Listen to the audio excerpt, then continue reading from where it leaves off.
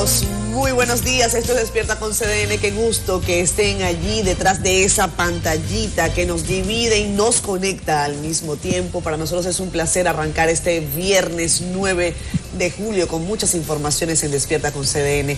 Definitivamente la atención puesta en lo que ocurre en la vecina nación. Van surgiendo datos, van surgiendo detalles. Hay varias personas detenidas. El gobierno haitiano está dando su parte a través de las autoridades policiales. De eso tendremos detalle también. En República Dominicana hay reacciones. Hablaremos en detalle para que ustedes saquen sus propias conclusiones. Es allí a donde hay que llegar siempre que la conciencia sea crítica. Nelson Rodríguez y Héctor Marte están de viernes, hoy de viernes, ya con ambiente un poco más relajado. Miren la pinta de Nelson. O sea, yo no puedo con Nelson Rodríguez. A ver, Nelson. Héctor, ¿tú chequeaste? Sí. Salud. Tirando paquetico, Nelson. ¿Cómo estás tú? A ver. Muy bien, buenos días. ¿Cómo estás? Buenos días, Catherine, Nelson.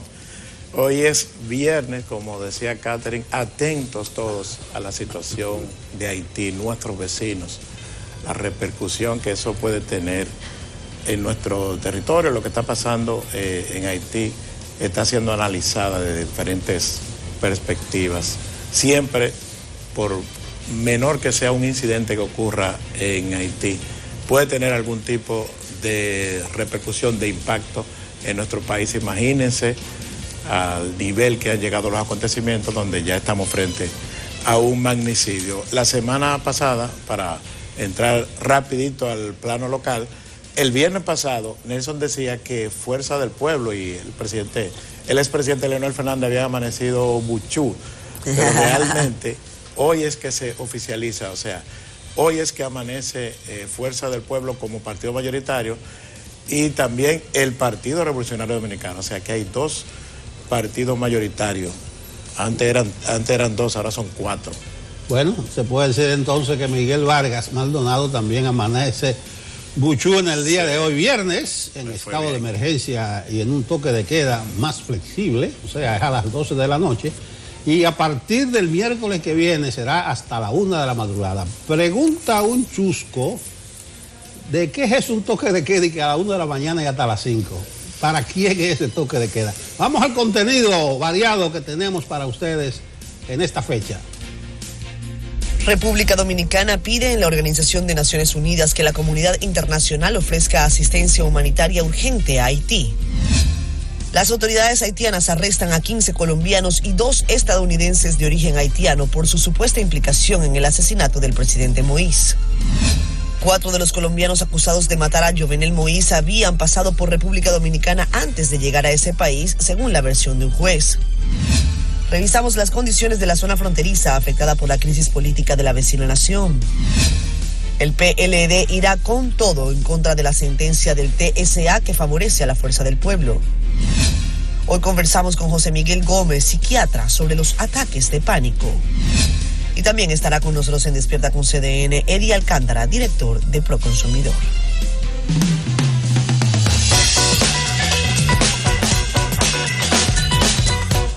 A continuación, Susan Castaño le da un vistazo a las portadas de los diarios de hoy viernes.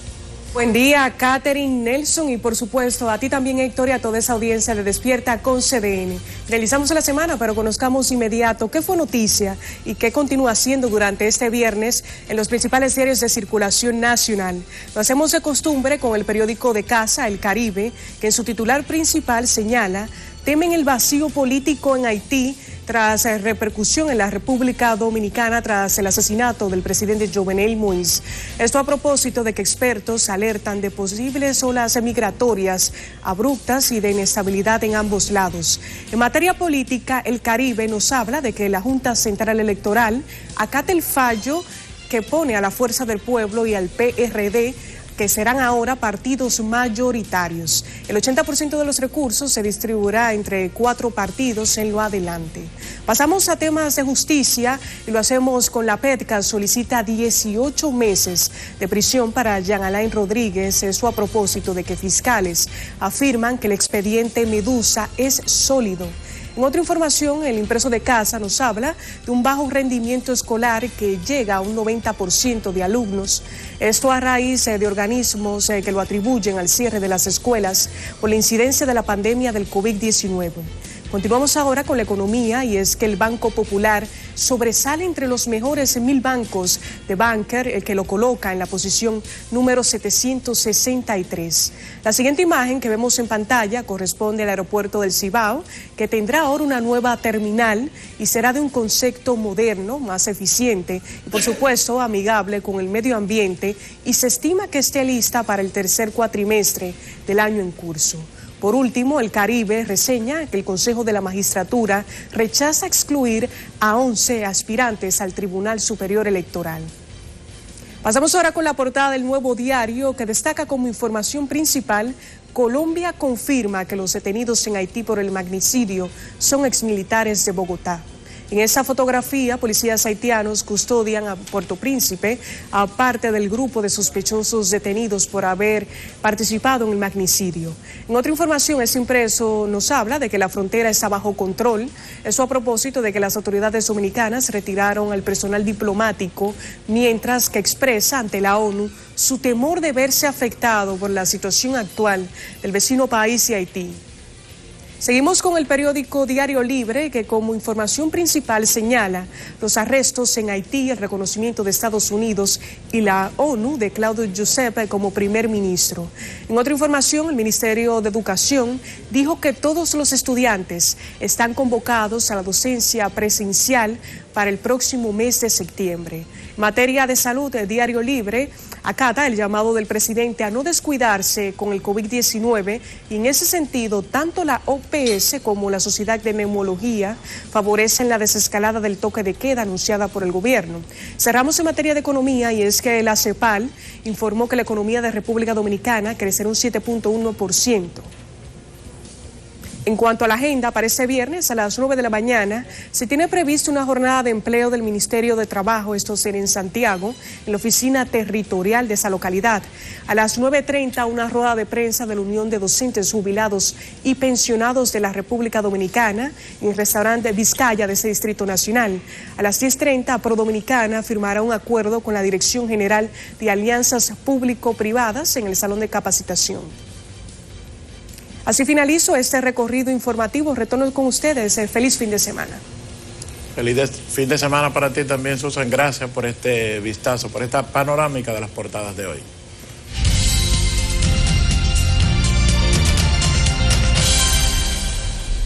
De inmediato, el estado del tiempo con Jean Suriel.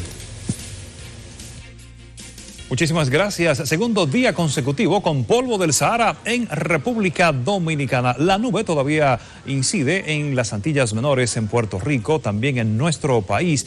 Así también miramos partículas en Jamaica, igualmente en Cuba. Es muy amplia esta nubosidad de partículas africanas que ha llegado a República Dominicana en las últimas 36 horas. Y también al este de nuestra región avanza la segunda nube que estaría llegando el domingo al territorio nacional para mantener la sensación calurosa muy elevada durante los próximos días. Así también los procesos alérgicos van a persistir durante 4 a 5 días más en gran parte del territorio nacional, y las precipitaciones estarán limitadas durante los próximos días por la incidencia de esta gran nubosidad que disminuye las lluvias a nivel general. Vamos a ver el gráfico de proyección y aquí estamos mirando en el Atlántico cómo está avanzando la segunda nube hacia la región del Caribe, y ayer llegó la primera banda nubosa de partículas africanas y justamente tornó el firmamento totalmente grisáceo o brumoso en gran parte del territorio nacional. Espectaculares amaneceres y atardeceres. No obstante, la sensación calurosa ha sido muy elevada y también se han disparado las alergias respiratorias. Mucha atención, así seguiremos durante los próximos días. Bueno, dice Jim que viene una banda, por suerte que aclaró que es nubosa del polvo del Sahara. No queremos bandas aquí. No, ninguna. Queremos también saludar a la audiencia a través de Facebook Live. Tempranito se despiertan con nosotros, cosa que nos encanta. Me dicen que me aproveche mi café. Estoy tomando café sin azúcar a primera hora de la mañana. Eso dice que eso da, ¿cómo es? O el flaco, el que dice, eso da viejo. Flaco. Viejo, eso da una mujer amarga. Eso da una mujer amarga. Pero tú no coincides con esa teoría. Yo no soy una mujer amarga. ¿Verdad que no? Ay, no, tú eres un encanto. Estás viendo, y lo contrario. Una dulzura. El café amargo da vejez. ¿Coinciden ustedes con el flaco? Nuestro querido camarógrafo nos dicen ahora. Miren, por cierto, que yo llevo el dulce por dentro, dice nuestro productor Oscar Guedes. Ay, Oscar. Raven Cosme está con nosotros dándonos buenos días. Dice que ellos están en la peluquería Los Frías. A Juan Alberto Frías y a todo su equipo. Juan Alberto, saludos para ti. Que te queden bien las peladas, en esta jornada. Delio Samuel Marmolejo Frica nos saluda también. Henry Santana está en Higüey. Saludos para ti, Henry. ¿Cómo están las cosas por allá? Danos datos. Pepo Balbuena Arias dice que está lloviendo en Puerto Plata, en la Novia del Atlántico. Tony Colorado nos dice buenos días, feliz fin de semana. Iris Rodríguez también, Anabel de León. Mel Argüello dice, Colombia se conoce por el café, esmeralda y narcotráfico. Ahora exportar sicarios, qué tristeza para mi país de origen. Mel es colombiana, por eso es que leo el comentario. Gracias, Mel. Giovanni Collado dice, comuniquen el % de la vacunación en cada provincia. Tomaremos el dato, Giovanni. Eso es un trabajito que hay que hacer como al dedillo, para que no se nos escape nada. Giovanni también nos dice que él ve como un mal manejo, Héctor, Nelson, no sé qué piensan ustedes, que se esté conociendo las medidas de coerción en privado. Eso es una decisión del tribunal y de la defensa. También eso no es obligatorio, por lo tanto. En este caso había expectativa de que la defensa lo permitiera, pero aparentemente por lo menos alguna parte de la defensa se opuso. Sí, dicen que si una de las partes, o sea, el Ministerio Público se opone, no, y una de las partes, aunque Jean Alain dice que no, que él pidió dirigirse al país, sabrá Dios. Lo que pasa es que hay gente que saliva, tú sabes, cuando ve este tipo de cosas, es como que les da hambre, pero es una medida de coerción. Tranquilo, que cuando eso pase a un juicio público, oral, contradictorio, pues veremos esas audiencias públicas. Calma. Lo que yo creo que ya deben seguir así, porque el Ministerio Público expuso ayer. Duró 8 horas leyendo la acusación. Entonces ahora que no me salgan, que se televise la parte de los abogados, de los acusados. Exactamente, de acuerdo. Lo que es igual no es trampa. Vámonos a la pausa comercial. Son las 7:17 de la mañana. Esto es Despierta con CDN.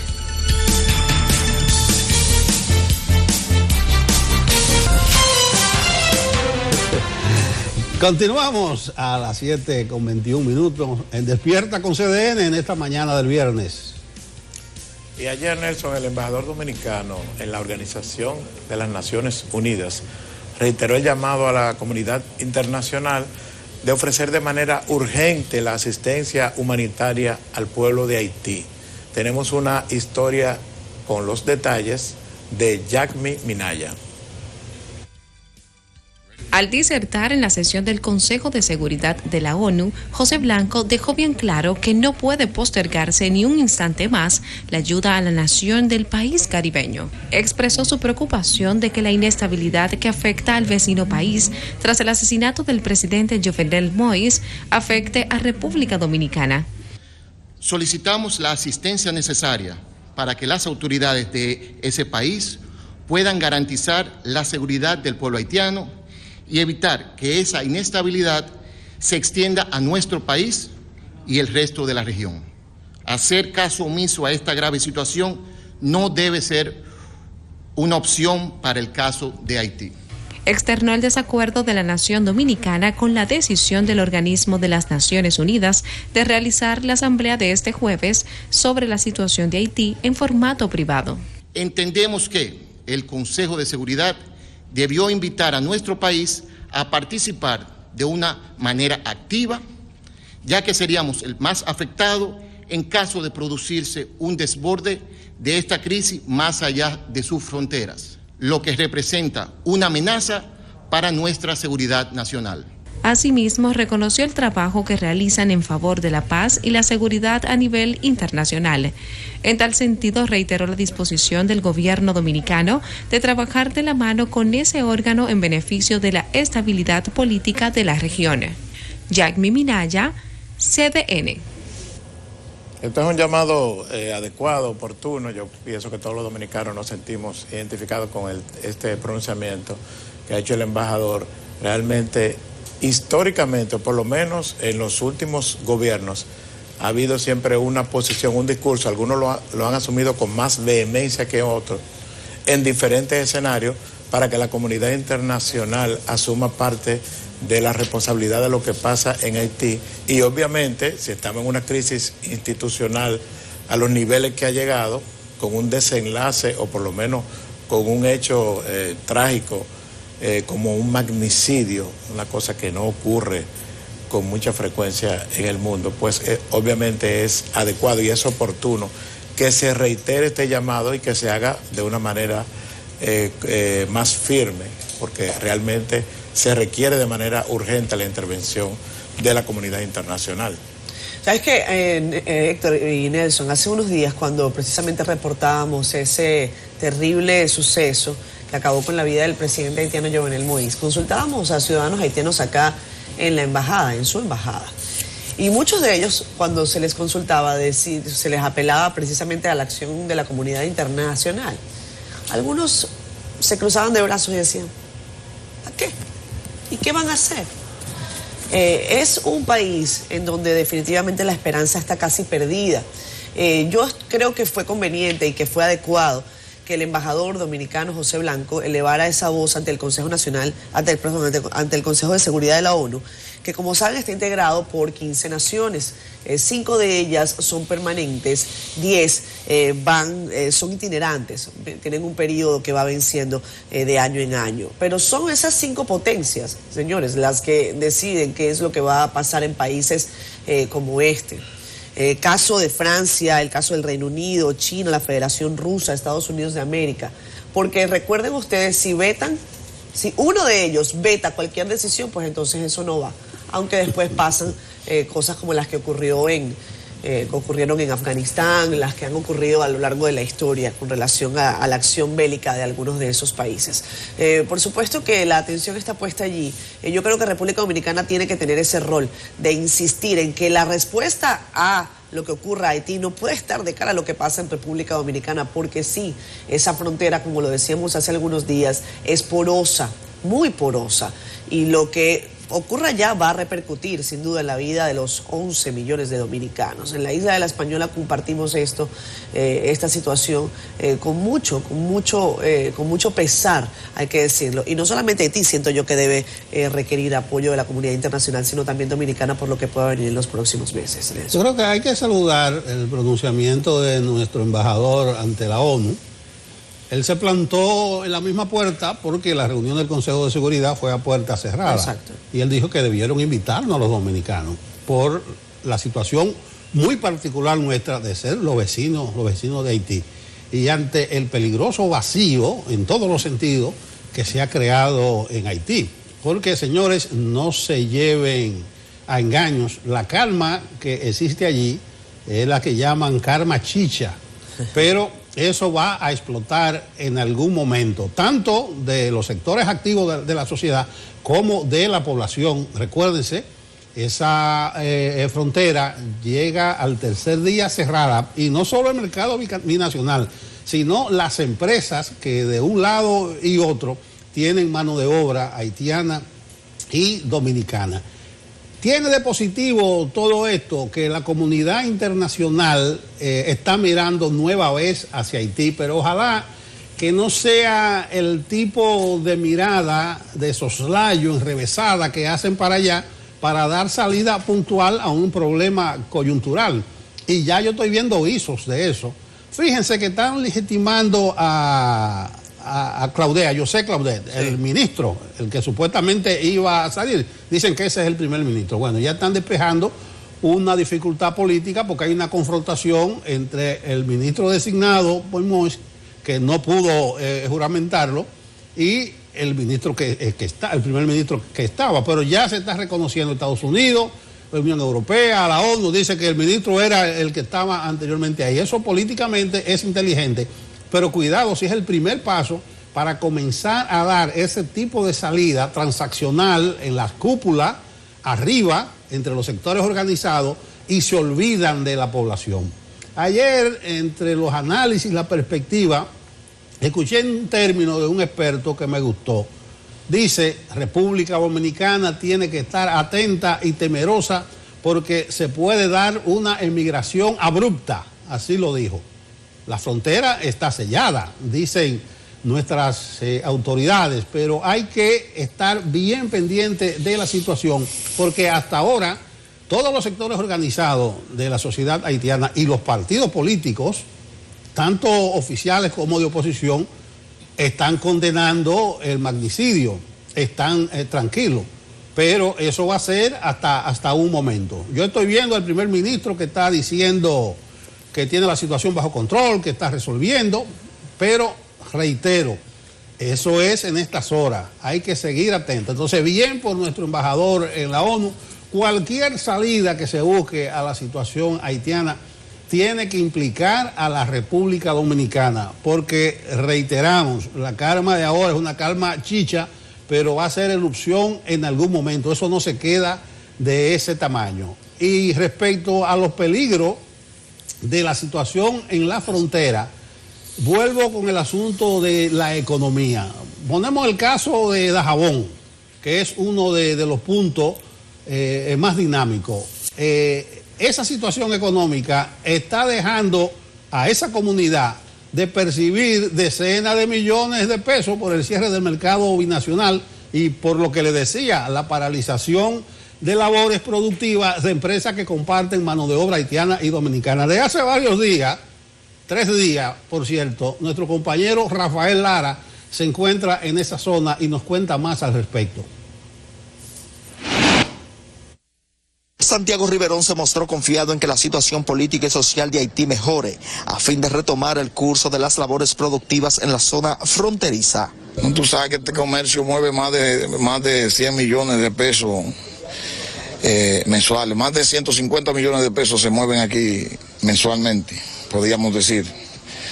Especialmente porque está cerrada lo que es el tema de la exportación, ¿me entiendes? Ya nadie puede cruzar, nadie puede llevar nada. Y también lo que es el comercio aquí en Dajabón está totalmente paralizado. Veremos después cómo fluyen las cosas. Por su lado, el comandante general del Ejército de República Dominicana, Julio Ernesto Florián Pérez, recorrió los puntos de vigilancia fronteriza en Dajabón y dijo que esta zona está sellada. Así que todo está tranquilo, nosotros nos mantendremos chequeando la situación y donde tengamos que estar, estaremos, porque esas son las instrucciones del señor presidente y el alto mando. Es decir, que hay 9.800 soldados. Sí, aparte de, como había dicho, de los cazadores, que tenemos 60 cazadores en Jimaní, 60 cazadores aquí en Dajabón y 60 comandos en Jimaní y esa zona. Es decir, que la operación Gavión va viento en pompas. Mientras la gobernadora de esta provincia, Rosalba Milagros Peña, resaltó la convivencia que existe entre dominicanos y haitianos residentes en Dajabón. Aquí entran 1% de haitianos que vienen como doméstica a trabajar en casas de familia y también a trabajar en las fincas con los ganaderos, los agricultores. Y esas personas que entran salen en la tarde y sin ningún problema. Los pueblos fronterizos hay que aceptar que es una realidad de que nos necesitamos todos. La única incidencia reportada este jueves fue el apresamiento de 2 supuestos miembros de la policía haitiana que intentaron penetrar a República Dominicana de manera ilegal. Rafael Lara, CDN. Bueno, ya saben ustedes, ahí atentos a esa situación que se da por lo menos en Dajabón. Por cierto, las autoridades haitianas confirmaron ya que tienen a los autores físicos y que ahora están buscando a los autores intelectuales de este asesinato del presidente Jovenel Moïse. Vean a continuación este reporte breve. Ya son 6 los detenidos por la policía de Haití en la investigación del asesinato del presidente Jovenel Moïse. Otros 4 presuntos implicados fueron abatidos por las fuerzas de seguridad durante un operativo. Las autoridades han confirmado tener a los autores físicos y ahora buscan a los autores intelectuales del magnicidio. La prensa nacional asegura que 3 de los 4 asaltantes fallecidos eran extranjeros. Fingían ser funcionarios de la DEA y hablaban entre ellos español. eran asesinos profesionales, según el embajador de Estados Unidos en Haití. Decenas de haitianos se han lanzado a las calles en búsqueda de los responsables, por lo que el primer ministro interino Claude Joseph ha pedido a la población tranquilidad y mantenerse en casa para evitar mayor crispación. La casa y el despacho de Moïse fueron saqueados después del ataque. Su esposa, la primera dama, sigue estable pero crítica en un hospital en Miami. Verán ustedes ese último dato, la casa y el despacho de Moïse fueron saqueados. Eso es un país sin control, señores, sin control de ningún tipo. Todavía estoy esperando yo que la policía, que el señor Charles León o León Charles, que es el director de policía de ese país, diga cuáles son los agentes de la seguridad de Jovenel Moïse detenidos al respecto, para uno no decir de una manera, por supuesto, preliminar, pero con una duda razonable, de que a Jovenel Moïse lo vendieron. Hay una actualización, esa historia de nuestra agencia de prensa aliada, habla de 6 detenidos. Las autoridades haitianas finalmente arrestaron a 15 ciudadanos colombianos, a 2 ciudadanos estadounidenses de origen haitiano, y están tras la pista de 8 que dicen están en fuga, que los están buscando. La misma gente en las calles los está buscando y no es muy difícil, al parecer, de encontrarlos, porque hay una situación que se advierte, nada más hay muchos de ellos, si son suramericanos, que racialmente difieren de las condiciones de la población haitiana. Vamos a ver a continuación una declaración del ministro de Defensa y del jefe del ejército colombianos, porque reconocieron que fueron militares colombianos, exmilitares, se habían retirado, y esto deja una vez más sobre la mesa la situación del mercado mundial de líderes políticos, de líderes empresariales. Nos cotizan en internet. Vean. Frente al magnicidio del presidente de Haití, Jovenel Moïse, en el día de hoy, la Interpol ha solicitado oficialmente información al gobierno colombiano y a nuestra Policía Nacional sobre los presuntos responsables de este hecho.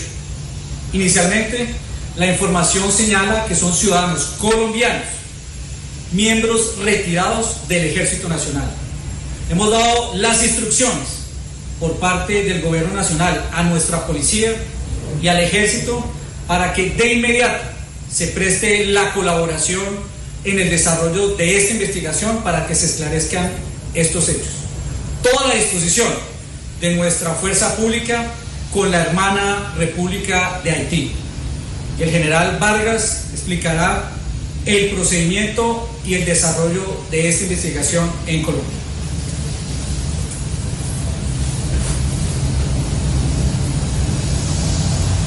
De manera oficial, el día de hoy, a través de la red mundial de Interpol, la Oficina Central Nacional de Haití, ubicada en Puerto Príncipe, solicitó a la Oficina Central Nacional de Colombia. Bueno, ahí está esa rueda de prensa especial, bueno, esa declaración oficial del gobierno colombiano. Surgen más datos, la prensa colombiana está dando detalles de cómo llegaron esos ciudadanos colombianos a la vecina nación. El periódico colombiano El Tiempo revela que 4 exmilitares colombianos viajaron a Punta Cana el viernes 4 de junio a las 2:25 de la tarde por la aerolínea Avianca. Ellos citan informes de inteligencia del gobierno de Haití.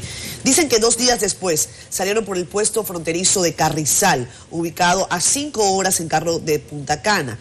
Dicen también que, por ejemplo, en el caso de Grosso Guarín, que es uno de los implicados en el asesinato, Manuel Antonio Grosso Guarín, que es uno de los que están viendo en pantalla, dice que hasta 2019 fue uno de los militares mejor preparados del ejército colombiano, que recibió entrenamiento del Comando Especial con instructores estadounidenses, y que en 2013 estaba asignado al Grupo de Fuerzas Especiales Antiterroristas Urbanas. Sus compañeros le habían perdido la pista hasta que este jueves lo volvieron a ver tirado en el piso y esposado en Haití.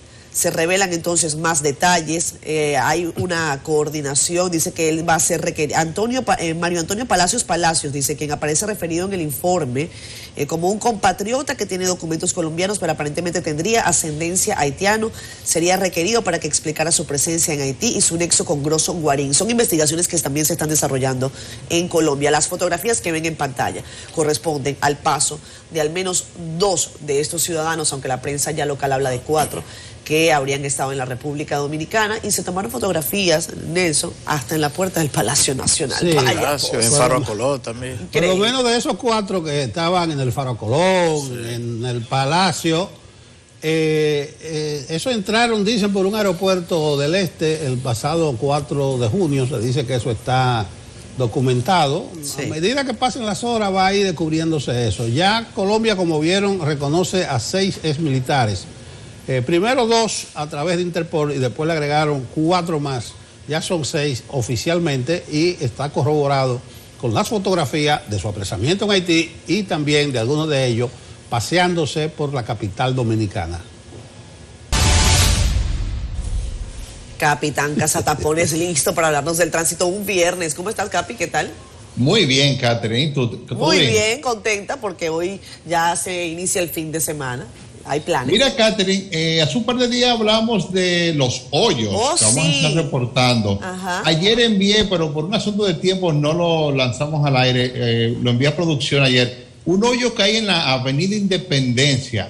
Si eso sigue creciendo, próximamente vamos a llegar a China de tan profundo que está. No te puedo creer. ¿En la Independencia qué altura? Independencia, detrás de Malecon Center. La verdad que creo que hay que hacer un trabajo con la CAS también, porque se ve humedad, está húmedo el terreno, y no ha estado lloviendo últimamente, o sea que sería bueno que se haga un trabajo porque está retrasando en gran medida la Avenida Independencia detrás de Malecon Center o próximo a su llegada a la Avenida Máximo Gómez, por supuesto en dirección oeste. Esto está retrasando en gran medida el tránsito de los que van en la Independencia en dirección hacia el este. Vamos al tránsito en la ciudad de Santo Domingo, en la zona oriental. Tenemos un dron sobrevolando la zona oriental y podemos ver que está viable el tránsito en la Charles de Gaulle en la entrada a Cancino, próximo a la calle Horizontal. Está fluyendo sin mayores inconvenientes, inclusive en dirección norte-sur, donde normalmente se forma este gran tapón todas las mañanas.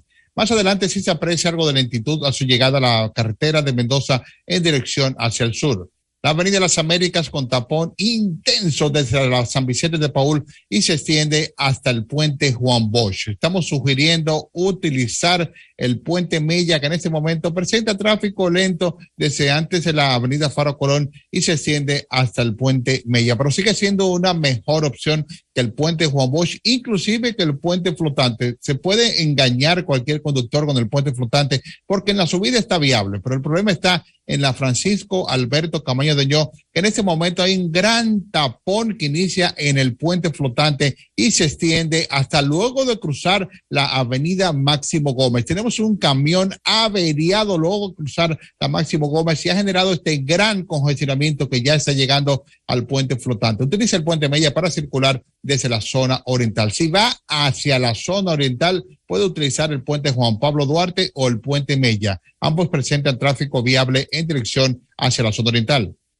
El puente de la 17 con un pequeño congestionamiento y más adelante en la Padre Castellanos con Pedro Libre Cedeño se aprecia lentitud en dirección este-oeste. En Santo Domingo Norte lento el tránsito desde la Emma Balaguer y se extiende hasta el puente Peinado. El polígono central sin mayores inconvenientes para circular a la avenida Abraham Lincoln, Winston Churchill, López de Vega, Tiradentes, Gustavo Mejía Ricard, así como la Roberto Pastoriza. Ahora, la Kennedy sí presenta fuerte congestión desde la subida al elevado de la Doctor de Filló y se extiende hasta la subida al elevado de la avenida López de Vega. La 27 de febrero con tráfico habitual, lento desde la avenida Privada y se extiende hasta el túnel de la 27. En Santo Domingo Oeste, lenta la intersección de la prolongación 27 de febrero con Isabel Aguiar. Más adelante, la rotonda de la Plaza de la Bandera también presenta algo de lentitud. Tenemos un camión averiado en la 27 de febrero con calle Clarín. Esto es próximo a su llegada a la avenida Tiradentes en dirección oeste-este. El camión está en el carril derecho. El tráfico continúa avanzando como habitual, lento en dirección hacia el este. Es todo lo que tenemos y volvemos con ustedes al estudio. Capi, antes de que te vayas, Nelson te tiene un detallito. Tú sabes que él tiene un asunto con la Plaza de la Bandera y no es para menos, ¿verdad, Nelson? Sí, Capi, al mediodía y al caer la tarde, por lo menos a mí me toca al mediodía, transitando norte-sur por la Luperón. Cuando se llega a la Plaza de la Bandera, la presión que hace el tráfico de la Isabel Aguiar son 15 y 17 minutos para poder cruzar porque se entrampan los vehículos. Yo creo que debe haber alguna solución parcial intermedia, por lo menos en esas horas pico de las autoridades de IGC, etcétera, etcétera. Pónganlo en su agenda porque yo voy a hacer una protesta, no a lo bonzo, pero por lo menos con un cartelón ahí. Yo la acompaño, que cuente conmigo, porque la verdad que sé cómo es el... Si tiene 17 minutos, ha tenido suerte, ha habido más tiempo de retraso. Va Dios en ese carro. Va bien. Pero mira, se han hecho algunos arreglos. Había ondulaciones entre la Luperón y la Isabel Aguiar. Ya eso quedó resuelto. Pero tenemos una parada de autobuses luego de cruzar la Isabel Aguiar. Esto retrasa en gran medida porque los autobuses están haciendo un trenzado esta parada improvisada. Cuando salen se quieren incorporar a los carriles izquierdos de la prolongación 27 y crean este congestionamiento. Otra razón es el gran flujo de vehículos que viene bajando en la avenida Isabel Aguiar, que también se está viabilizando bastante la Isabel Aguiar y se sacrifica bastante la prolongación 27 de febrero. Por esto se ve reflejado en la rotonda de la Plaza de la Bandera, y ni hablar de los conductores que todavía no aprenden a tomar una rotonda. Y empiezan en el carril derecho, se van al carril izquierdo, luego al carril derecho, y esto crea este congestionamiento importante y que se ha incrementado en los últimos meses en la rotonda de la Plaza de la Bandera. Bueno, gracias, Capi. Eso es un símbolo de la protesta, la Plaza de la Bandera. Pero voy a abogar para que la quiten. Bueno, se están haciendo unos estudios a ver si se hace un desnivel por debajo de la Plaza de la Bandera. Se ha comunicado el Ministerio de Obras Públicas. Ojalá sea así. Ojalá inicie antes de la Plaza de la Bandera y salga después de la Isabel Aguiar. Eso ayudaría bastante. Gracias, Urtecho, por la comprensión y por prestarte para acompañarme en la protesta. Me avisa. Como todos los viernes tenemos en nuestro estudio como invitado fijo de los viernes el doctor José Miguel Gómez, nuestro psiquiatra, que tiene hoy un tema muy interesante que es los ataques de pánico. Buen día, doctor. Buenos días. Este es un tema que a solicitud de los amigos televidentes que ya llaman para sugerir temas, y qué bueno que ellos se sientan parte del programa. Los ataques de pánico es la tercera causa de visita a un psiquiatra y se convirtió en la segunda causa después de la pandemia. Sabe que después que la República Dominicana, el mundo entero, ha vivido el confinamiento, vivió la incertidumbre del miedo al contagio, vivió los problemas económicos, los duelos colectivos, el sufrimiento, el dolor. Y mucha gente que también le dio COVID, que estuvo en cuidados intensivos, que estuvo en ventiladores, que gracias a Dios pudo salir, mucha gente de esa ha desarrollado ataques de pánico. Y el ataque de pánico o el pánico attack se describe como una sensación de miedo, de terror, de que algo malo me va a pasar, que yo no sé lo que es, pero que lo estoy sintiendo. Y la persona te describe el ataque de pánico con esos niveles de ansiedad alto, de temor, de miedo, que te dice, me siento con dolor en el pecho, con una sensación de nudo de garganta, de que me voy a ahogar, de que me va a faltar el aire, pero también te describe las palpitaciones, ¿verdad? Las taquicardias, te siente el nerviosismo, la sudoración, la intranquilidad, la desesperación. Y esa sensación de temor, de querer salir corriendo, de vocear, de desesperación, de falta de capacidad para tener el control.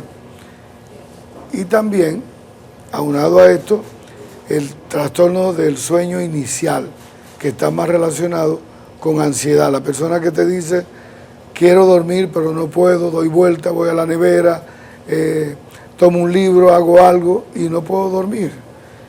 Entonces esos ataques de pánico, que la gente sufre mucho y que lamentablemente el que no se pone en los zapatos de un paciente con ataque de pánico, lo minimiza, no sabe lo que le está pasando, pero es algo muy, muy, muy preocupante cuando usted lo siente en cuidados intensivos, porque el que le da ataque de pánico va mucho a las emergencias porque tiene una sensación de dolor de pecho o de ahogo, cree que se va a morir.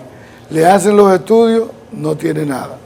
Va donde el gastroenterólogo por unos cólicos y unas diarreas que no se le quitan, y cuando le hacen el estudio, no tiene nada.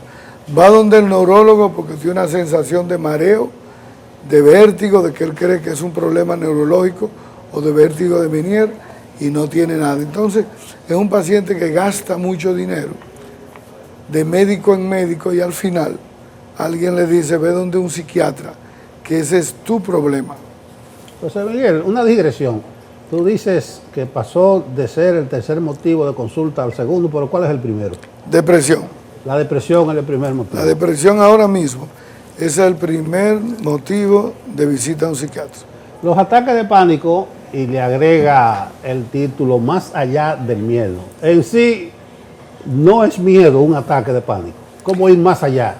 Es miedo, pero es un miedo muy catastrófico, acompañado de una angustia, y la angustia es una sensación de que algo malo me va a pasar, que yo no sé lo que es. Entonces, ese paciente que se siente desesperado tiene mucho miedo, porque el ataque de pánico puede ser con o sin agorafobia. Un paciente que puede tener miedo de estar en un supermercado y tú ves que deja un carrito lleno y se fue del supermercado, y todo el mundo dice, ¿y la doña que estaba comprando dónde está? Se fue del supermercado, porque le dio el ataque de pánico. Allí empezó a pensar, me voy a morir, me va a dar un infarto, me voy a marear, me voy a poner mala, no sé quién me va a socorrer, y tiene que salir huyendo del supermercado. Entonces, o el muchacho joven que no puede estar en el cine porque tiene un problema de claustrofobia. Hay gente que no ha podido viajar por miedo a ir a un aeropuerto, Nelson. Entonces, el paciente que sufre de ataque de pánico tiene una vida muy limitada. No puede hacer un desempeño social, laboral como él quiere. Y esa incertidumbre, bueno, el lunes pasado yo vi una gerente que trabaja en Bávaro y tiene 2 semanas que no puede ir a Bávaro porque ella no puede manejar. Ella le da miedo a la carretera y ella cree que algo le va a pasar. Entonces, fíjate cómo el ataque de pánico limita el desarrollo social, emocional, psicológico de una persona. Doctor José Miguel, cuando hablamos de ataques de pánico, ¿hay algún desencadenante específico de esta, no sé si se le puede llamar patología, o es parte de un episodio? O sea, ¿son episodios de ataques de pánico, o es uno, o son muchos, o cómo es? El ataque de pánico está dentro de los trastornos de ansiedad. Y los trastornos de ansiedad se clasifican en trastornos de ansiedad generalizado, ataque de pánico, trastorno por estrés postraumático, los trastornos obsesivos convulsivos, y ahí está también el trastorno de ansiedad social, lo que antes le decían la fobia social. Entonces, el paciente que le da ataques de pánico puede tener un evento desencadenante. Por ejemplo, los pacientes que han estado en ventiladores, que salieron de una unidad de cuidado intensivo. Y esa sensación de escuchar los llantos, el dolor, la gente fuera de las emergencias llorando, entonces puede quedarse con la sensación de miedo, de inseguridad, de que algo me va a pasar. Pero también hay ataques de pánico por traumas antiguos. Y el ataque de pánico, la persona te dice, pero ¿cómo es posible, doctor, que yo estaba en mi casa, en la mecedora, tranquilo, viendo la televisión, y de pronto me entró una desesperación, una intranquilidad, y tuve que salir de la casa y mi hijo llevarme a la emergencia porque creía que me iba a dar un infarto? Y ya me conocen en la clínica, ya me dicen, usted no tiene nada. ¿Qué es lo que pasa? Entonces uno le dice, mira cómo actúan los ataques de pánico. Usted tiene un pensamiento, las amígdalas cerebrales, que es donde están almacenados los miedos, los traumas, los episodios antiguos, se activa, le manda un mensaje al hipotálamo, que es donde está la parte de la memoria, entonces recuerda el evento traumático que tuvo. Esos dos juntos le mandan un mensaje al sistema límbico, donde están las emociones, y ahí mismo le manda otro mensaje a la corteza suprarrenal, que es donde se produce la adrenalina, los corticoides, y entonces comienza de pronto esa epinefrina, la adrenalina, a hacer una vasodilatación y comienza a sentir la sofocación, la sudoración, el corazón latiendo con taquicardia, el paciente se desespera porque siente la sensación de ahogo, ¿verdad? Se aumenta el simpático y entonces el paciente comienza a sentir esa sensación de temor y de ahí es que va a las emergencias creyendo que tiene un evento cardiovascular. Claro. Y fíjate que cuando se tranquiliza, que entonces el parasimpático bloquea de nuevo, frena, bajan los niveles de tensión arterial, baja el cortisol, baja la adrenalina y él se puede relajar. Entonces, ahí es donde entra el psiquiatra, el psicólogo, en la medicación, en la psicoterapia y enseñarle con terapias cognitivo-conductuales a bloquear esos pensamientos, a minimizarlos, a hacer los ejercicios de relajación, a que aprenda a hacer yoga, a que aprenda a hacer meditación, a que aprenda a caminar, a que de pronto aprenda a autorrelajarse. Y las reacciones, doctor, que tiene alguna gente frente a una cosa, frente a un miedo específico, entran en esa también en esa categoría de ataques de pánico. Por ejemplo, hemos visto con frecuencia desde que comenzó el proceso de vacunación por el COVID, mucha gente que le daba lo que uno conoce como ataque de pánico, pero no sé si desde el punto de vista de usted, del psiquiatra, eso cae en esa categoría, o sea, las reacciones exageradas que tenían alguna gente que incluso ofrecía resistencia porque le tienen miedo al pullón, a la vacuna. Entra dentro del trastorno de ansiedad y específicamente dentro de la fobia. Cuando tú tienes un miedo específico a algo, se clasifican dentro de los trastornos fóbicos. Por ejemplo, hay gente que tiene miedo a los aviones y quisiera volar, pero no puede por el temor. Hay gente que le tiene miedo a un ascensor, que coge 6 escaleras de un piso para no entrar a un ascensor. Hay otra gente que le tiene miedo al mar, al agua. Hay gente que le tiene miedo a una cucaracha. Tú has visto personas salir corriendo de un apartamento por miedo a una cucaracha, o miedo a un perro, un miedo a un animal, a la altura, a la velocidad. Es decir, hay miedos muy específicos y la gente siempre relaja con la persona que tiene fobia, lo ve como una persona cobarde, ruin, vulnerable. Y no es así. Las personas que tienen fobia realmente sufren mucho. Y sobre todo, aquella persona que tiene trastorno de ansiedad social. Porque el que tiene trastorno de ansiedad social es una persona que puede ser brillante académicamente, pero fíjate que tiene miedo a socializar y no es capaz de ir a una entrevista de trabajo. Y por eso no tiene trabajo. Y no tiene una pareja porque él tiene miedo a declarársele o enamorarse de alguien. Y está limitado. Y él tiene temor a ir a una reunión de un grupo y expresar sus ideas, hablar en público. Son trastornos de ansiedad, de fobia social, de ansiedad social, que esta persona está limitada socialmente. Y hasta que no se ponga en manos de un profesional de la salud mental, él no va a poder ser exitoso en su vida. Y así uno conoce muchísimos profesionales jóvenes, meritorios académicamente, pero con un trastorno de ansiedad social que no han podido desarrollarse. No me deje al ratón entre los metemiedos, eso es... Bueno, al ratón, casi la mayoría de la gente le tiene miedo al ratón y a la culebra. Ah, no, la culebra sí, porque la culebra uno la tiene como venenosa. Mire, lo que uno tiene en la cabeza allá adentro, yo no lo entiendo bien. Mire este ejemplo. una experiencia personal, cuando el ciclón David hace mucho tiempo. El vecino, que es el hombre guapo, ese es el probojo, ese no le tiene miedo a nadie y se coge toda la demanda y se coge todos los pleitos. Cuando atacó el ciclón cerca del mar, en una situación de peligro, uno pensaba que se iba a volar todo, el hombre se derrumbó y hubo que agarrarlo y sacarlo, pero mira, una gelatina. Entonces yo todavía yo no entiendo cómo ese hombre tan enérgico y valiente y guapo se derrumbó.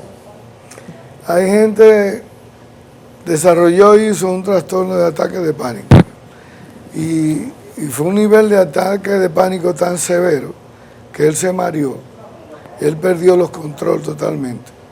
Bueno, Pedro Santana era un dictador que ganó 3 batallas y era muy guapo y le tenía miedo a la cucaracha. Y el dictador Trujillo le tenía miedo a los relámpagos y a los truenos. Se trancaba y no salía y temblaba cuando había truenos y relámpagos. Es decir, cada ser humano puede tener una fobia específica, un terror específico a algo y sentirse vulnerable a algo. Y uno ha visto mucha gente realmente en ataque de pánico a situaciones específicas, Nelson. El mensaje que quiero llevar es que aquellas personas que tienen un familiar, un hijo en una condición de ataque de pánico, de trastorno de ansiedad, de fobia social, que no lo burlen, que no lo relajen, que muchas veces a esa persona hay que buscarle la ayuda. Y a veces esos niños tímidos que en el recreo se aíslan, que no pueden tener grupo, que no quieren hacer deporte, que lo quieren integrar en la escuela, subir la bandera o a participar en las actividades culturales de la escuela. Y ese niño, ese adolescente suda, le da miedo, tiene que ir al baño, porque él no puede. Y lo que hacen es que le hacen bullying. Es un niño que lo describen como tímido, pero es un niño que está desarrollando un trastorno de ansiedad social. Y por eso hay que buscarle la ayuda a tiempo, para mejorarle, para que él tenga una calidad y una calidez de vida socialmente. Tenemos ya las líneas abiertas, doctor José Miguel, 809-683-8785, 683-8786, para que la ciudadanía se anime y haga sus preguntas. Es bueno contar con usted en este espacio, además quiero, antes de que empiecen a llamar, ahí están los números en pantalla de la línea de nuestro estudio, agradecer que nos haya traído otro de sus libros. No sabía yo que usted tenía ya casi una veintena de libros. Más vale prevenir que lamentar. Ahí está.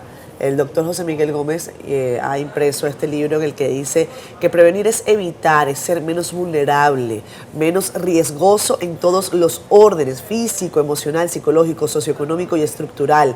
Advertencias que debemos confrontar en esta vida. Doctor, no sé si tenemos alguna llamada. Doctor, a mí me sigue llamando a particular. ¿Tenemos llamada? Adelante, sí, buenos días. ¿Con quién tenemos el gusto? Hola. Hola, buenos días. Sí, buenos días. ¿Qué tal? Adelante. Una preguntita. Yo siempre he tenido pánico por el encierro, pero no un encierro común. O sea, si yo siento que estoy encerrado por fuera de una habitación, de lo que sea, eso me pone vuelto loco y sin idea. ¿Qué puedo hacer para ¿Cuál eso? es su nombre, señor? ¿De dónde nos llama? César de la Rosa. César, adelante. Sí, fíjate que esa pregunta, César, es importante, porque tú estás hablando de claustrofobia, de la fobia a estar encerrado, a sentirse que tú no tienes el control. Cuando tú no tienes el control de la habitación, del lugar, el control de la puerta, el control de la salida, el control del espacio.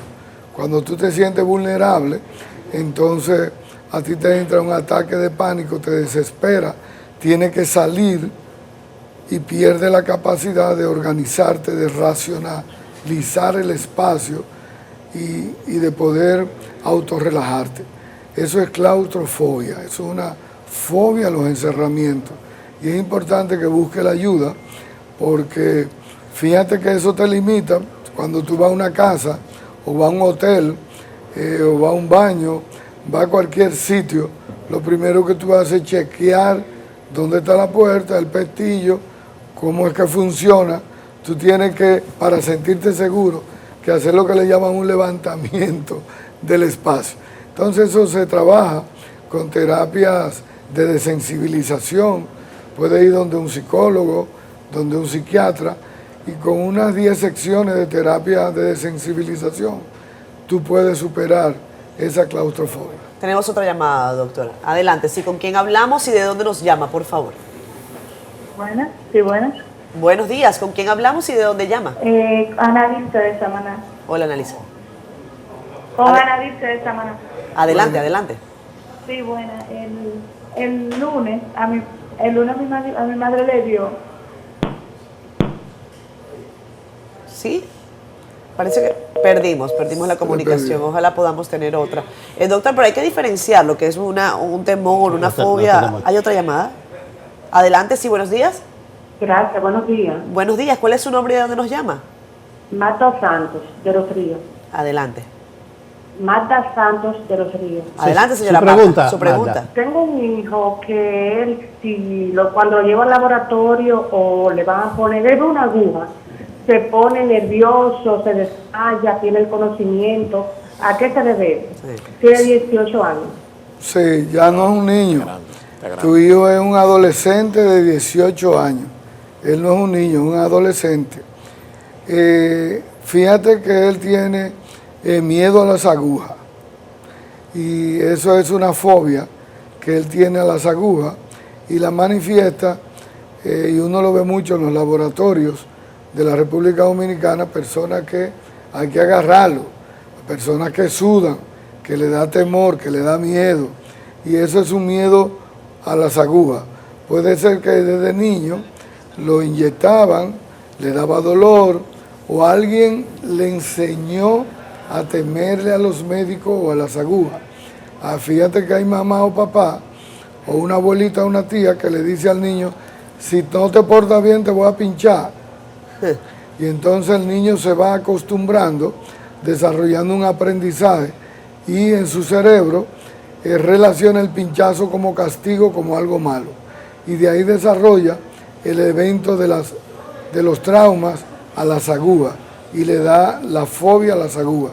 Entonces, también eso con terapia de sensibilización imaginaria. Por ejemplo, usted lo empieza, enséñelo a dibujar la aguja. Una semana. Después le pone la aguja en la habitación que él la vea. Después usted se la va acercando más. La última semana que él la coja en la mano, que juegue con ella, que lo vea como una experiencia. Y el cuarto, que él tome la aguja y tome algún objeto donde él aplica la inyección a un pedazo de goma, ¿verdad? Entonces él practica eso y así él soluciona el temor. Por eso se le llama terapias de desensibilización imaginaria hasta la realidad. Bien, doctor José Miguel, bueno, se nos ha acabado el tiempo. Estos son terapias aquí, estos son terapias de gratis. Ahí está, bueno.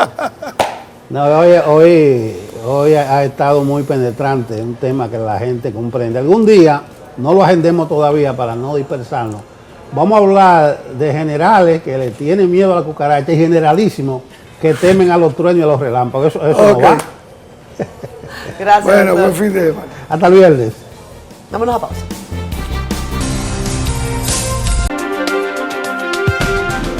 Regresamos con más. Esto es Despierta con CDN. Qué gusto que ustedes continúen con nosotros. Son las 8:13 minutos de la mañana en Despierta con CDN. Hablamos a continuación del dolor de cabeza de muchos dominicanos. El costo promedio de la canasta básica, que ha subido 1.483 pesos en lo que va de año. Al cierre de junio, la cesta de bienes y servicios básicos ya alcanzaba 38.419 pesos, según establece el Banco Central de la República Dominicana. Para los hogares más pobres, oigan, el costo básico a cubrir fue de 22.636 pesos al mes, mientras que los más ricos debieron destinar 63.700 pesos en junio.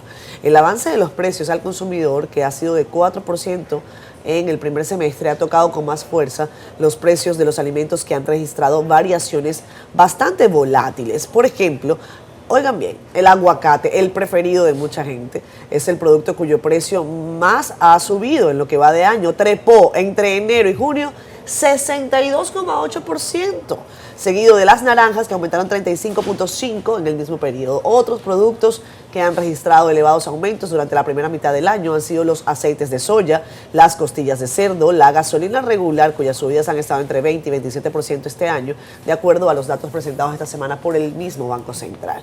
Justamente una de las medidas aplicadas por el gobierno ha sido la congelación por 30 días de los precios de la gasolina regular, el GLP, también el gasoil regular, como parte de esta estrategia que busca frenar el empuje de la inflación en el país.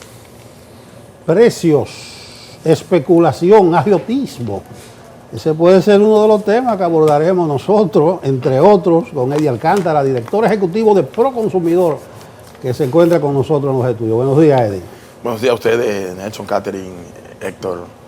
Yo creo que podemos comenzar preguntando en qué está Proconsumidor. Yo te vi dando charlas en los Alcarrizos, orientando a la gente. Permítame primero saludar la ponencia del señor presidente de la República el pasado miércoles frente a las demandas que hacían ciertos sectores en el sentido de que se eliminara este tema del toque de queda. Y yo creo que la respuesta a esos sectores que le dio el presidente de la República fue muy oportuna, porque nosotros analizando y verificando y conociendo las intenciones del presidente, que desde el primer momento el interés que ha tenido es aperturar, porque para ningún gobierno en medio de esta situación económica el mantener un toque de queda de manera consistente le es conveniente desde el punto de vista económico.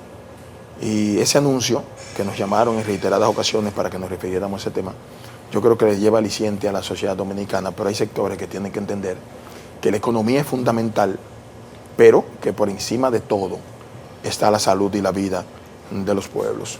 El presidente ha anunciado una serie de medidas que procura desmontar de manera definitiva este toque de queda, pero dependerá también de la conciencia del pueblo dominicano, y ha establecido un mecanismo de desmonte que inició el pasado miércoles y que continúa con otra etapa, otro esquema el miércoles que viene, y comenzará el desmonte definitivo en aquellas provincias que lleguen a obtener el 70% de la vacunación. Y yo creo que son medidas fundamentales, le dan respuesta a todos los sectores que han sido afectados con esta situación, pero creo que el presidente está en sintonía con lo que demandan todos los sectores. Dime de esa charla, me dicen en producción que Eddie Alcántara orientando a las masas. No, miren, nosotros lo que estamos es tratando de generar cierta conciencia con varios temas que no necesariamente tienen que ser con las atribuciones que tenemos nosotros en Proconsumidor, porque tenemos que hacer una fusión de las atribuciones que tenemos con lo que son los elementos sociales que nosotros siempre hemos ejecutado, estando en función pública y sin estar en función pública. Tú sabes que la idea fundamental de la institución no es que nosotros nos convirtamos siempre en un ente represivo, sino de orientación y concientización. Cuando comenzamos con el tema del alcohol, la gente entendía que íbamos a durar más tiempo en las mesas que creó el señor presidente de la República para la erradicación de la bebida alcohólica adulterada, trasegada o falsificada. El accionar que nosotros implementamos, pues, dio los resultados que nosotros obtenemos en el día de hoy. Y nosotros, a medida que vamos creando mecanismos de concientización, que lo estamos distribuyendo y que estamos haciéndolo también en las aperturas de las nuevas oficinas que estamos haciendo en las provincias del país, nosotros dejamos una especie de multiplicadores para que nos sirvan de enlace con todos los sectores y podamos, además de acudir en procura de cumplir con la normativa, también el proceso de orientación frente a lo que es el consumo adecuado sobre los productos que estén aptos para la ingesta, pues yo creo que eso es fundamental y no ha dado resultado. Y hoy en día, por eso tenemos reconocimiento de los sectores comerciantes del país, que son los que entendían desde un principio que nuestra oficina era un ente represivo en contra de los intereses de ellos, y estamos trabajando juntos de la mano, y eso ha sido el éxito de nuestra gestión. Qué bueno que concluyas con esa reflexión, Eddie, porque es precisamente la motivación de mi pregunta. La situación de Proconsumidor como una suerte de policía contra precios altos, una suerte de policía contra cuando los comerciantes están haciendo cosas que no deben. ¿Cuál es la principal denuncia que han estado ustedes recibiendo o cuáles son las principales denuncias? Sé que ya tienes un tiempo al frente de la institución. ¿Han tenido ustedes tiempo de detallar o de desglosar cuál es la principal preocupación de los consumidores? Tú sabes que en la República Dominicana se ha tenido la creencia de que Proconsumidor mantiene las atribuciones que tenía a control de precios. Y no es así. Muchas veces nosotros revisamos en el chat y aparecen algunos dominicanos de manera inconsciente o por desconocimiento, pero con el interés de que se le dé respuesta. Y manifiestan que está haciendo Proconsumidor con el tema de los altos precios. Aquí hay libre mercado. Proconsumidor no tiene la facultad de actuar en contra de ese libre mercado. Ahora sí tenemos las atribuciones establecidas en una normativa punible, que es el Código Penal, artículo 419, si mal no recuerdo, y también el propio artículo 110 de nuestra normativa, que nos permite actuar en caso de nosotros descubrir por denuncia o al azar acciones especulativas en detrimento de los sectores de la clase consumidora del país, que en definitiva somos todos, que hay quienes acuden a ese elemento procurando mayores beneficios, que retienen mercancías, que hacen uso abusivo de una intermediación para obtener mayores beneficios, y ahí nosotros entramos y hace 2 semanas anunciamos los operativos de levantamiento por denuncia y al azar.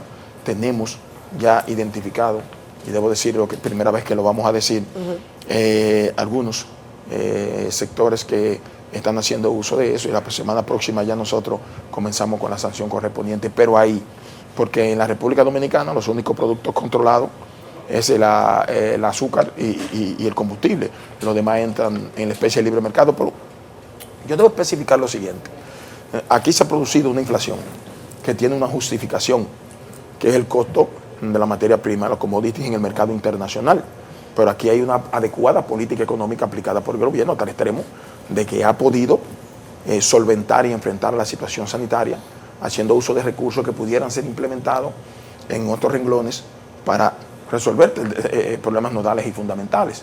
Sin embargo, con todo y ese escape que se ha significado la pandemia, y que hoy somos uno de los países que podemos exhibir la mayor cantidad de vacunas y de personas inoculadas, aunque todavía faltan muchas personas, con todo y ese escape a ese renglón que tenemos de recursos económicos, la República Dominicana, por la política adecuada económica que ha aplicado el señor presidente de la República y su equipo económico, somos uno de los países que menos ha sentido la inflación real que ha producido los aumentos en el mercado internacional de los commodities, producto del acaparamiento de los países más poderosos.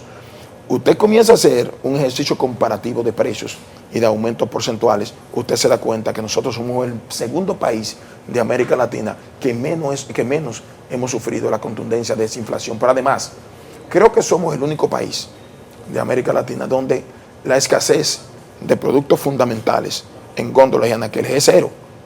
Es decir, aquí hay producto, independientemente de la inflación, que todavía es mínima frente a la situación que se generó por la situación del mercado internacional. La República Dominicana no tiene escasez de producto, y además de eso, la inflación ha sido muy mínima. Te tocó asumir, Eddie, en un momento de pandemia. Esta temporada, este periodo ha obligado a hacer cambios en los hábitos en todos los sentidos. Por ejemplo, en el comercio ahora se hace mucho énfasis en los delivery. ¿Cuáles son cómo ha impactado eso? ¿Cuáles son las quejas más frecuentes? ¿Cómo se está manejando el flujo de quejas de parte de los consumidores? ¿Y cuáles son las vías por las cuales ustedes reciben la mayor cantidad de quejas? Ahorita decías que revisabas el chat, no sé si es el chat directo o si es que hay mecanismos a través de las redes sociales que ustedes están utilizando. Nosotros tenemos toda una plataforma bastante avanzada y la vamos actualizando permanentemente. Nosotros recibimos la queja de manera presencial, por eso estamos aperturando las oficinas en todas las provincias del país, porque había algunos ciudadanos que eran víctimas de la afectación de su derecho como consumidor, pero producto de la lejanía entre su intención y la sede más cercana que tenían de Proconsumidor, no lo hacían. Nosotros recibimos quejas permanentemente en las sedes centrales, en las regionales y a través de nuestra plataforma, y actuamos por esas denuncias, y a partir de ahí nosotros comenzamos a hacer una revisión en la zona contigua de donde se hizo la denuncia, como lo hemos hecho con el alcohol, como lo estamos haciendo con el tema de los medicamentos, como lo estamos haciendo con el tema de la especulación, que hemos recibido muchísimas denuncias abiertas, responsables con nombre y apellido, y otros tratando de preservar la integridad del informante. Yo te puedo garantizar que al día de hoy, Proconsumidor, que para el pueblo dominicano era institución que por mucho tiempo se encontraba letargada, hay muchas resoluciones hasta el 2016 que hemos tenido que designar un personal más calificado y mayor en las áreas de jurídica, buenas prácticas e inspecciones para nosotros poder dar respuesta de que le estamos dando salida en tiempo récord a todas esas reclamaciones, porque no hacían nada con reclamar si no se le daba respuesta en tiempo oportuno. En la República Dominicana, al día de hoy, se puede decir que se cuenta con una institución que está haciendo su trabajo. Todas las atribuciones consagradas en nuestra normativa y en nuestro reglamento, pues nosotros le estamos aplicando al pie de la letra, y con los acuerdos interinstitucionales con algunas entidades que necesitaban de la asistencia de Proconsumidor, que hemos comenzado desde que llegamos a pactarlo, pues sencillamente eso ha hecho que al día de hoy la sociedad opine a favor de la gestión nuestra como le está opinando, y que creo que nosotros vamos a cumplir con las metas que trazó el señor presidente y con lo que nosotros planteamos tan pronto se anunció que íbamos a estar al frente de ese organismo. Me gustó la referencia de Catherine de Proconsumidor como un policía, pero no un policía ciudadano, sino un policía represivo. ¿Qué está persiguiendo Proconsumidor ahora? Lo digo a propósito de temas que se instalan como el alcohol adulterado. Tú tienes un balance de lo que ustedes hicieron y si ahora tienen el ojo puesto en alguna otra actividad. Mira, nosotros estamos actualizando ahora, porque el señor presidente lo anunció el martes en rueda de prensa. Nosotros estamos haciendo un levantamiento sobre la comparación de los precios por semana. Eso, estamos concentrados en eso. También para que, como lo anunció el señor presidente de la República, semanalmente se le suministre a la población dominicana, sea por la plataforma del gobierno, así como por la plataforma nuestra, que siempre lo hacemos, el tema de la comparación de los precios semana tras semana, para que los dominicanos se den cuenta y puedan percibir cuál ha sido el impacto semanal con relación a la inflación y cómo se ha venido desmontando por la política oportuna del gobierno. En el tema de los altos precios, producto de lo que presentemente nosotros hemos manifestado, nos hemos concentrado ahí, y semanalmente ustedes van a ver cómo se va a ir desmontando la inflación que se produjo producto del tema del aumento de los commodities en el mercado internacional. Con el alcohol, que ya nosotros lo tenemos relegado mínimamente en un segundo plano, pero dándole seguimiento permanente y haciendo operativos permanentes, nosotros podemos decir que desde que el presidente de la República mostró interés en declarar eso, de interés público, de interés nacional, de seguridad nacional, pues creó 2 mesas de trabajo, una que le encabezaba aduana, que es para el tema de la importación y la trasegación del producto, el metanol que se utiliza como materia prima, y una mesa de operatividad que encabeza Proconsumidor conjuntamente con otras entidades. A partir de ahí, el señor ministro de Industria y Comercio, que fue que después de las instrucciones del señor presidente y bajo el seguimiento y mandato de la señora vicepresidenta de la República, Raquel Peña, el ministro de Industria estuvo al frente de la supervisión de todos los trabajos que le correspondían a ambas mesas, y hoy ahí están los resultados. La letalidad por semana es prácticamente cero, con esto de la ingesta de bebida alcohólica adulterada y falsificada o trasegada. Pudiera existir que se produzca un acontecimiento aislado, pero lo que podemos exhibir, debido a esa decisión oportuna que tomó el señor presidente de la República, Luis Abinader, es que hoy podemos decirle a la sociedad dominicana que lo que se planteó, lo que se ejecutó y lo que nosotros, como organismo en representación del Estado Dominicano, conjuntamente con las demás instituciones que componíamos ambas mesas, podemos decir que la letalidad en materia de ingesta de bebida adulterada o falsificada es 0 por semana. Al día de hoy, en el mes de julio, lo que se proyectaba de continuar la situación como iba y no enfrentarse, era que íbamos a duplicar la letalidad ocurrida en el año 2020 y en el año 2019 producto de esta situación. Y hoy, gracias a Dios, podemos exhibir con éxito que le hemos dado respuesta oportuna al pueblo dominicano. Y antes de concluir la entrevista, me gustaría que nos dieras un poco más de avance en cuanto a esa información que nos dices es preliminar, pero que ha incluido las acciones que ustedes han desarrollado precisamente para perseguir el incremento abusivo de los precios. Dices que son algunos sectores. Si puedes darnos más detalles, por favor, en aras de la información. Tú sabes que cuando uno habla de que va a hacer una investigación en procura de descubrir, sea por denuncia o por decisión propia de la institución, de que algún sector pudiera hacer uso del elemento especulativo en una intermediación, pues sencillamente eso genera cierta incertidumbre a algunos sectores comerciales y proveedores del país. Pero el trabajo que nosotros tenemos que hacer fundamentalmente es preservar la integridad económica y la integridad en torno a la salud de todos los consumidores. Los 11 millones de dominicanos somos todos consumidores, porque usted puede ser empresario de vender el producto, pero hay uno que usted no lo produce y tiene que comprarlo, o sea que usted también es un consumidor. Y nosotros iniciamos el proceso de inteligencia a través de esas denuncias e investigaciones que estamos haciendo y nuestro departamento de buenas prácticas y publicidad y venta. Y cuando se hace el levantamiento y podemos descubrir de que ciertamente en un sector determinado o un comercio determinado o un proveedor de servicio determinado ha hecho uso de esos elementos especulativos, por consumidor entra inmediatamente a ejecutar lo que la normativa le permite, que son sanciones precautivas, sencillamente porque a nosotros nos corresponde aplicar sanciones precautivas. Pero nosotros, que no se hacía anteriormente, y la gente preguntaba por el régimen de consecuencias, lo mismo que pasó con el alcohol, decían, bueno, pero ¿qué es lo que están haciendo? Solamente cierran un comercio y a los 5 o 6 días lo aperturan. Pues nosotros no hemos aperturado un solo comercio, a menos que lo ordene un tribunal, de lo que hemos cerrado por la vía adulterada. El que nosotros cerremos por temas especulativos va a tener que correr la misma suerte, porque nosotros creamos un mecanismo que anteriormente no existía, procedimental, de que una vez nosotros concluyamos con lo que establece nuestra norma, y es aplicar medidas precautivas, preventivas, pues sencillamente nosotros tramitamos el expediente hacia el Ministerio Público para que inicie el proceso de investigación y posteriormente el sometimiento a la justicia. Sí puede contactar de que lo que nosotros manifestamos en esa comunicación es cierto, porque anteriormente no se hacía, por eso el régimen de consecuencia no se aplicaba.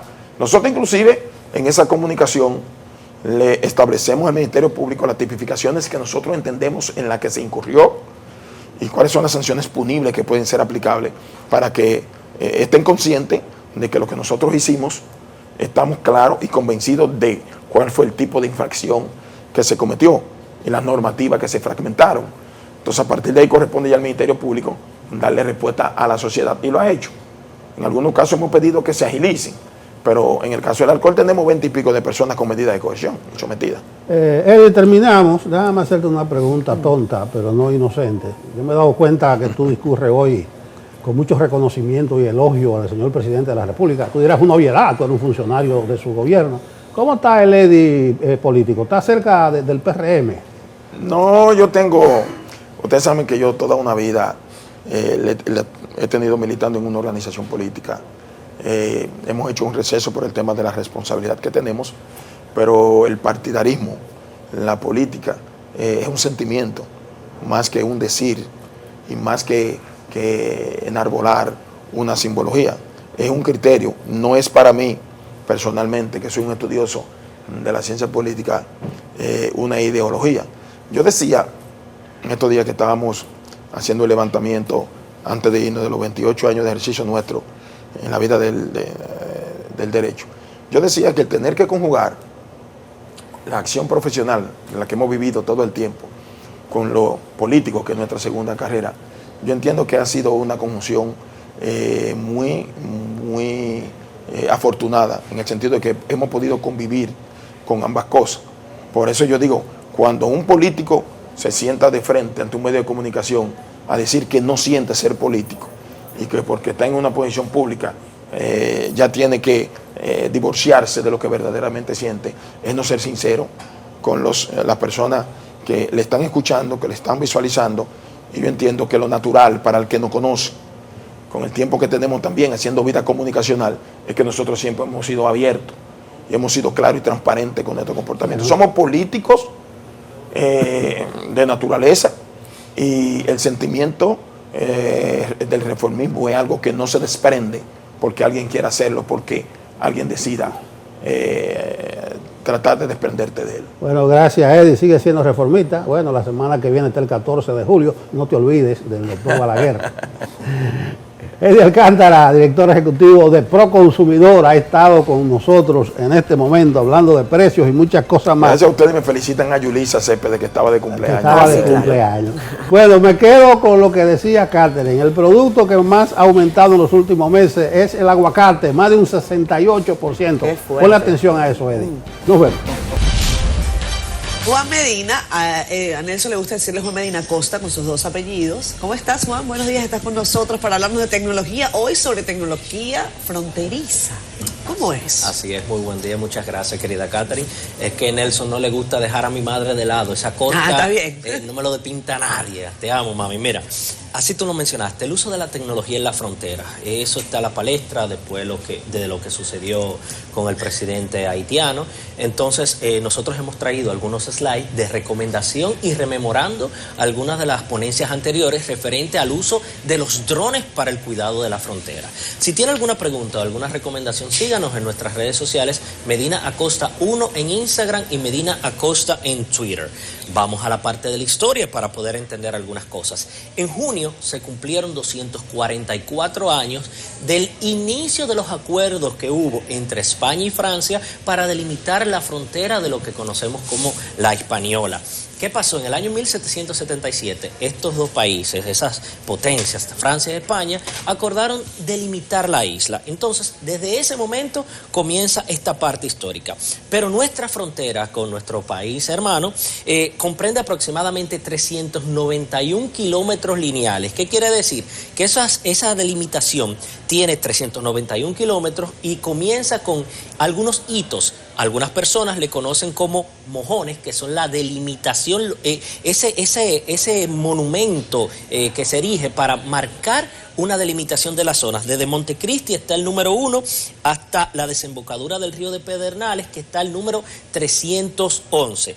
En algunas zonas no están establecidos estos hitos, entonces lo único que uno puede utilizar para saber si está en la parte haitiana o en la parte dominicana son los GPS, y vamos a hablar un poquito de eso más hacia adelante. Vamos desde el año 2015. En el año 2015, el Ministerio de Defensa comenzó a analizar si era factible o no la utilización de drones o vans, vehículos aéreos no tripulados. ¿Para qué? Para supervisar la zona de la frontera, para chequear si habían personas que entraban de manera irregular o si había algún tráfico. ¿Tráfico de qué? De algunos productos, de droga, etcétera, etcétera, ¿verdad? En el año 2018, el ministro de Defensa, Rubén Paulino Sem, comenzó a utilizar lo que eran los drones para la supervisión de la frontera entre República Dominicana y Haití. Utilizaban algunos equipos que duraban entre 30 minutos y 1 hora para supervisar las zonas. ¿Qué pasa? En esa época la tecnología del momento le permitía identificar si había movimientos, ¿verdad? Actualmente, más hacia acá, hacia la fecha, en el 2019, los miembros del G2, que son los que se encargan de utilizar estos equipos, ¿para qué? Para detectar lo que es el tráfico en la frontera. Normalmente con estos equipos, con los drones, han podido dar con el tráfico de personas hacia República Dominicana, por ejemplo, en un camión que transporta repollos, supuestamente, dentro de toda esa mascarada de los repollos, vienen 40 gente dentro del camión. Con estos drones se le da seguimiento y ven cualquier movimiento sospechoso.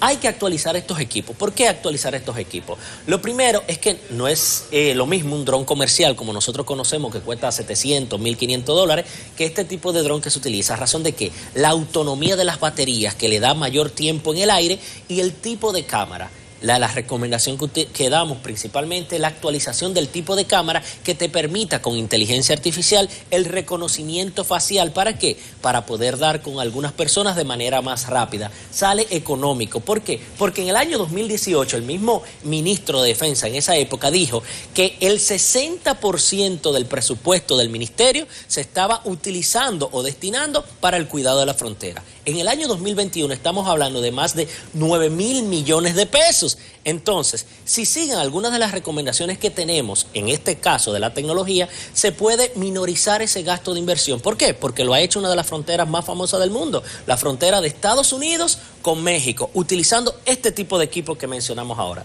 Lo primero es instalación de torres fijas. Estas torres de algunos 55 metros con paneles solares te permiten que instalar cámaras y sensores en ella. Si esta frontera tiene 391 kilómetros, cada 10, 15 kilómetros, usted cada 10 kilómetros va a instalar unas 39 torres, 40 torres que le van a permitir hacer ¿qué? Esto, por ejemplo, instalar cámaras que te permiten hasta 200 pies de distancia con una buena calidad 4K, detectar ciertos movimientos, captar rostros y te envía ¿qué? Notificaciones. Vamos a decir cómo enviar notificaciones. Este tipo de cámaras de manera unitaria tiene un costo de $500 a $700, o sea que el Estado Dominicano estaría invirtiendo para la posteridad. Tienen capacidad de utilizar paneles solares para no estar conectadas a una fuente eléctrica siempre. Se instalan algunos inversores y tienen una autonomía y dependencia.